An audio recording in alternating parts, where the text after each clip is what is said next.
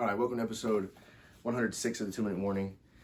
Today we saw tragedy strike across the league as Joe Burrow got carted off the field against Washington. One of those injuries where you hate to look at.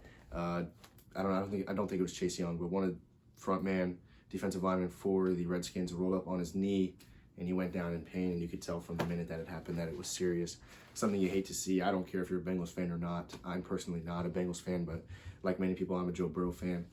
So just seeing that really did not look good. Not something you'd want to see. Again, he got carted off the field, and he's going to be out for the rest of the 2020-2021 season. So today I'm really going to be talking about what this means for the rest of his career. And the short answer is absolutely nothing good. Nothing good can really come out of this. First thing I want to kind of acknowledge is that he can come back from this for sure. Perfect example is a guy in the league right now that plays for Washington, Alex Smith. Really inspiring story there. I think in 2018, so 2 full seasons ago, he got his leg destroyed by J.J. Watt, torn ACL, and probably other stuff that I don't even know. I'm not no medical guy, but Alex Smith is back.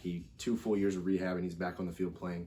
So I don't want to say that this injury is going to mean Joe Burrow never plays football again. I don't think that's true.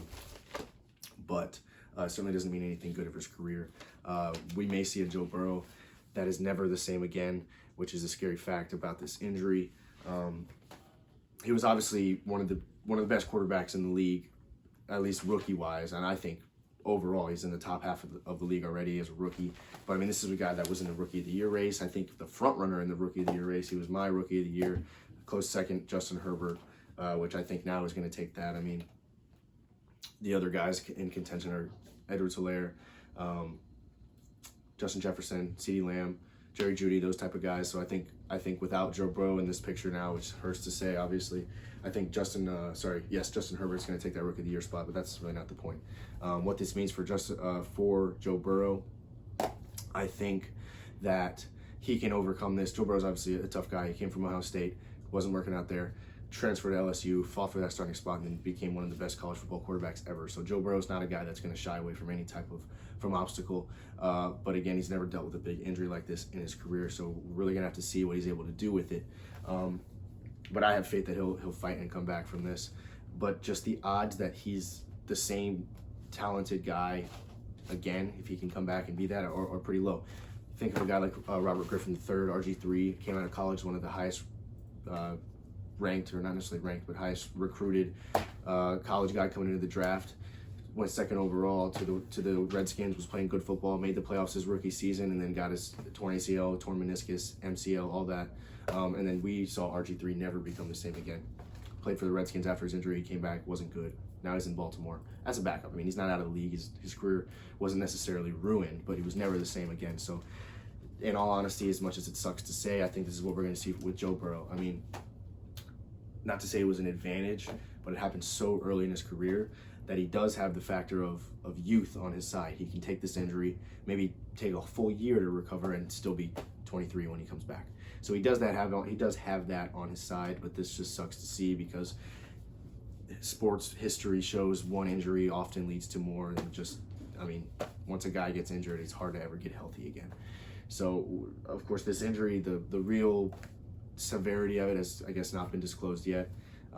So I don't really know anything outside of it was a knee injury, but just the replay of that guy rolling up on his leg, and it just looked ugly. So, and of course, him writhing around in pain and being carted off the field doesn't show anything positive for the situation. So for right now, this obviously takes Joe Burrow, unfortunately, out of the Rookie of the Year race.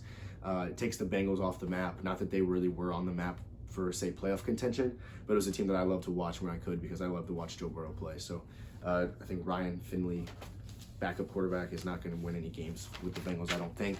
Joe Burrow put up 9 points today, and then the Bengals ended the game with 9.